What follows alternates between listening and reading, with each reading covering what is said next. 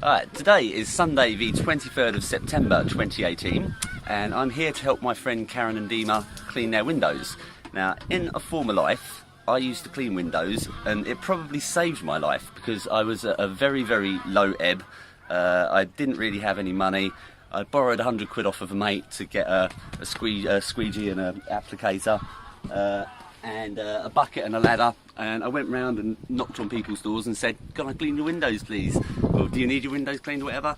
Most people will tell you to fuck off, but you'll find a few who say, "Actually, yeah, that'd be great, I've been looking for a window cleaner," and you do it for them, do a good job, smile, be nice, and then they ask you back, and then they start telling their friends and their family, "Hey, I know a really good window cleaner," and then you start to build up like a round.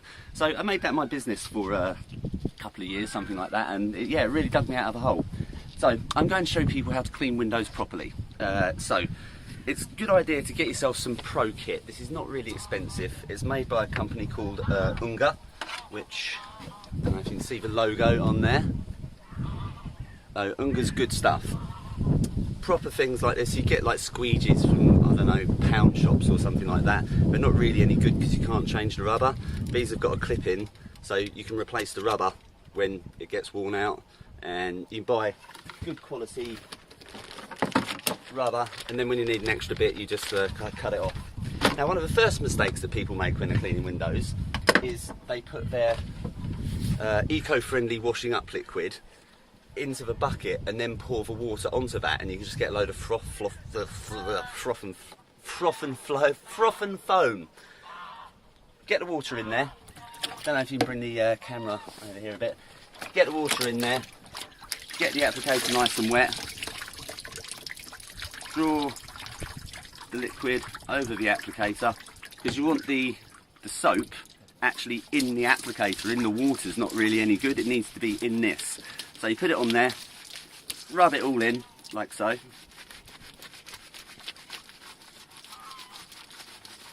Now, these windows haven't been done for a very long time. They're very dirty. They've been asking for you to come for 2 years, mate. I've been promising to do this for them for a couple of years, so it's kind of my fault. I'm not saying Karen and Dima are dirty. So we didn't clean it just because we were waiting for you to do a good job. Right, and you don't need it to be soaking wet, it's just the fact that the soap is in there. So I'm going to start to lift this up. Try not to break it. Going to give this a good soaking. Well, not good soaking.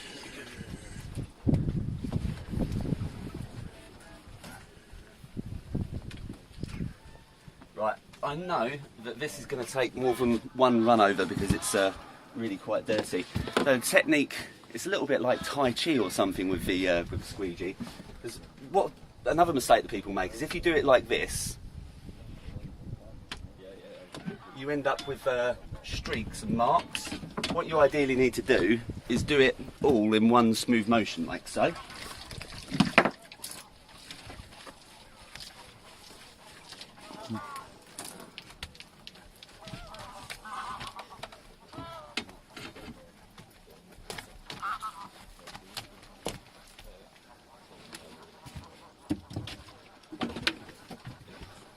Bit difficult because I've got to lean around this.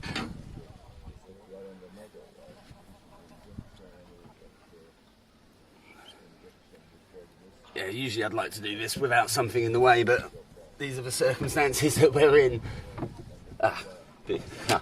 If you do it that way, then you don't get these streak marks.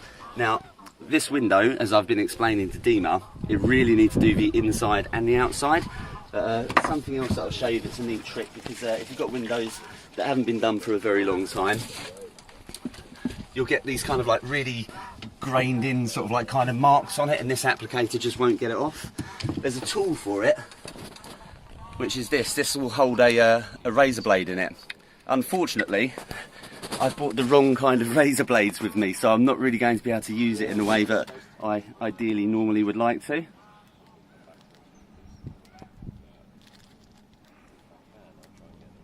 Now my hands are all soapy, I can't open it.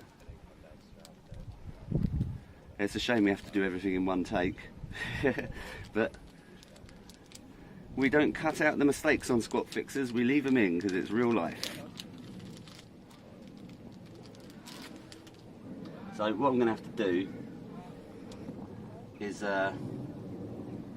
ideally this would fit into this, but because it's the wrong kind of razor blade, I'm just going to have to hold it with my fingers. But never use a razor blade on dry glass. Always make sure the glass is properly wet, because otherwise it will scratch the glass. But you run this. If you bring it closer, you'll hear it makes like little popping sounds. And when you try this yourself at home, you'll find that if you do this, you'll hear these little popping sounds, and that's all these kind of like bits of dirt that are like really stuck onto the glass. Razor blade just chips them right off. Oi.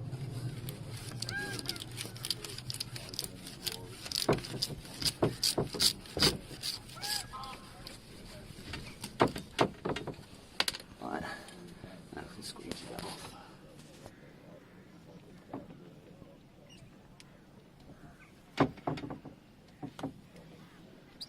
Right, and then last part will be this company, Unga, also make these really good microfiber cloths.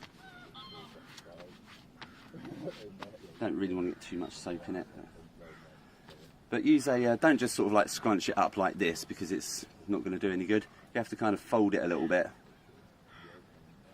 And then use the surface area of a microfiber to go around the edges, little bits that you can't get with a squeegee.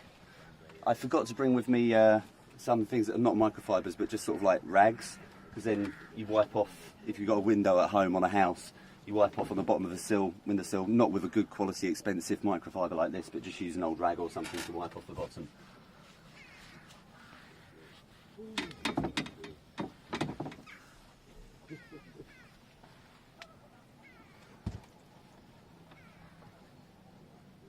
See what's come off. Yeah, I mean, this cloth is pretty clean.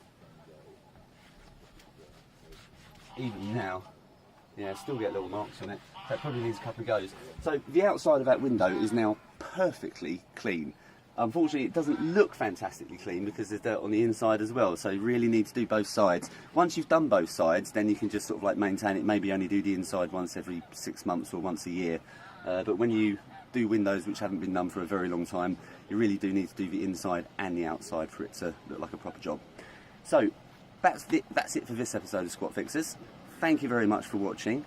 Thank you very much for hitting that like button. Thank you even more if you hit that subscribe button.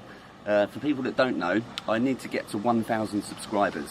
When I do that, YouTube will take me more seriously, and I can utilise the platform in more effective ways, bring you more useful content. Oh, we've got a boat going past. Everything's in the way. There we go. So yeah, I need to get to 1,000 subscribers, so if you can please hit that subscribe button and also share this with a couple of other people, that would be super helpful for me. Thank you very much for that, and I'll see you next episode.